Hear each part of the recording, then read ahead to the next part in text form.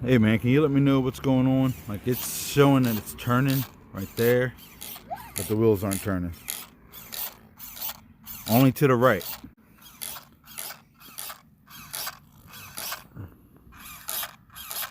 That looks loose right there. That might be it, huh?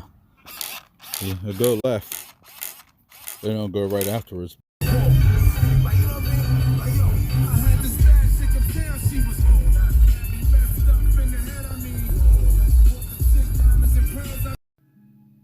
It's good, y'all. I'm gonna be working on Traxxas tonight. I'm be putting in a spur gear to try to get it to go to 65. This is a 17 tooth spur, and also I'm going to be putting in metal gearing for the steering servo.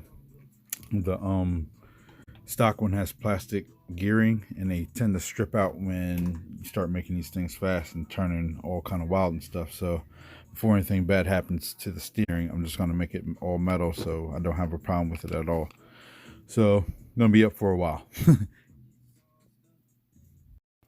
The tricky thing about doing the spur gear is you got to get these gears back on perfectly. So what I'm doing is listening and like feeling, so I can tell how loose it is and how tight it is.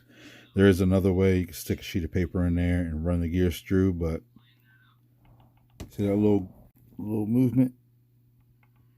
That's all you're allowed. Because if you're too much looser than that or too tight than that, you're going to eat up the gears. So there's like a sweet spot. And that's it. There's something I want to show y'all when dealing with these spur gears. It's been a while since I've done it, but I remember a few things. There's a certain like distance you need to keep them away from each other, because if you have them too far away, it'll start slipping if it's too far away, and if you have them too close, it'll eat up both gears will be eaten up. But that's how much movement that you want. It's like perfect. Well, it is perfect. It's Traxxas. But another way to check it, when after you're done taking it out and stuff, you can put a piece of paper in there and then run the gears through and just make sure it doesn't rip. But I'm gonna try to do it by the feel and touch method, because I mean, I'm trying to get perfect like I was. I wasn't perfect before, but I was pretty good at it. So I just want to get back to that. All right, y'all, I got the motor out.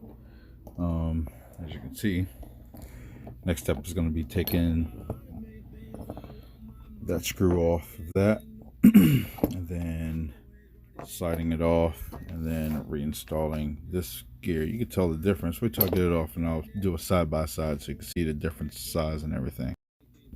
All right, y'all, these are the differences between the two gears. This is a 11 tooth, as you can see the number 11. This is a 17, as you can see the number 17.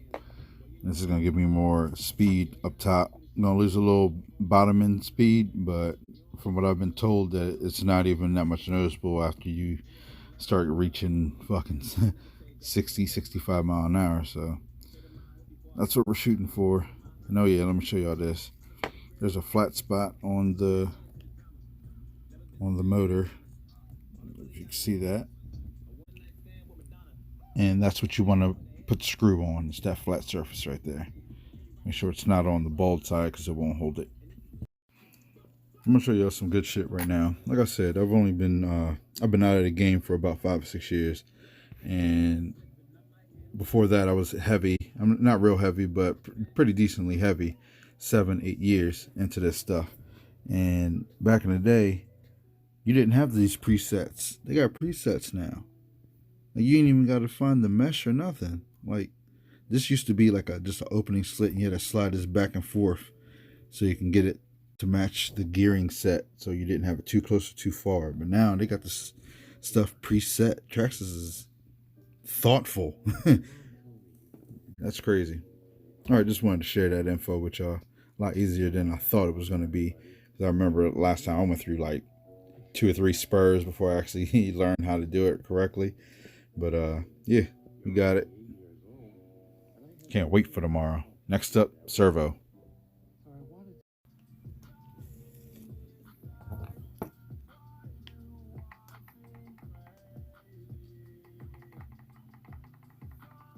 looks like it's correct.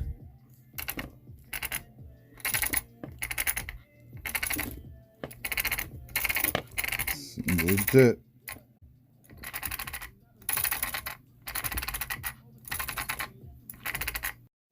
All right, now that I got the gearing all done, next is the servo, the steering servo. I'm gonna get to that next.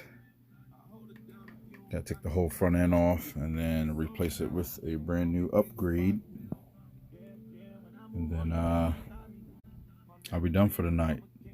Be anxious for tomorrow. All right, what I'm gonna do is I'm gonna plug the battery up and then I'm gonna show y'all how it steers, how fast it is or how slow it is, and then I'm gonna put in the new servo, which is supposed to be a little faster, and then show y'all if it's faster or not. I mean, I'm just going off of what people tell me and what I know. I know there's some faster ones out there, and hopefully this is one of them. So let's get it. Y'all got everything hooked up, remote and everything. So we're gonna see how fast it turns.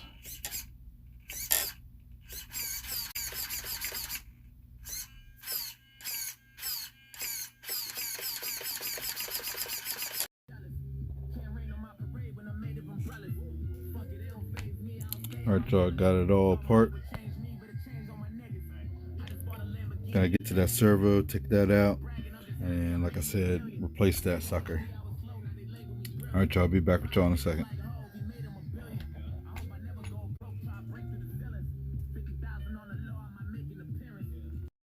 Alright, y'all, got all the bolts out. Got the cap off and got the receiver plug out. Also, about to pull it through.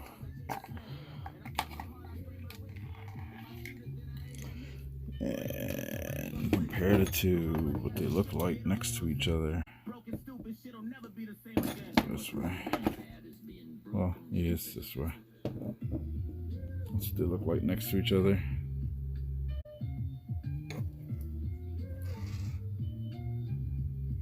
A little bigger. Red one's a little bigger than the stock Traxxas. Traxxas. I said Traxxas. Yeah, gonna get that installed. Gotta put this arm on this and then install it all the way it came out. So, all right, y'all.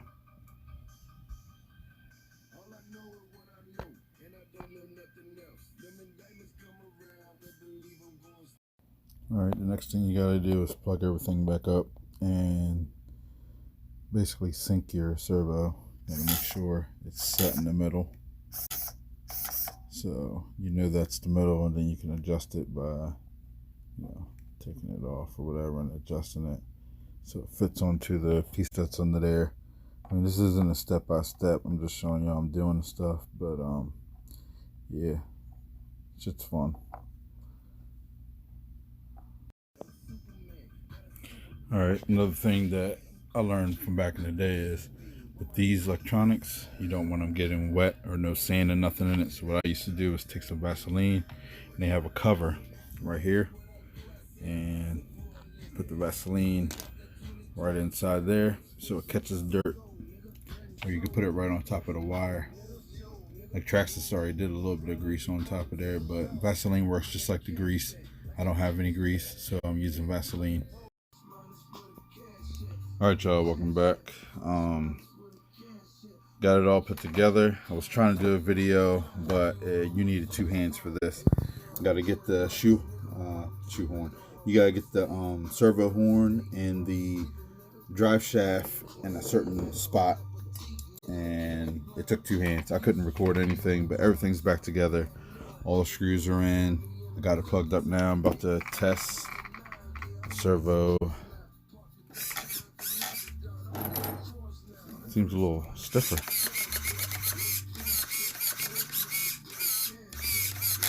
Well, the whole process of that was to get better gears, because these ones have plastic inside and the ones I just put in there have metal, so it's going to last a lot longer.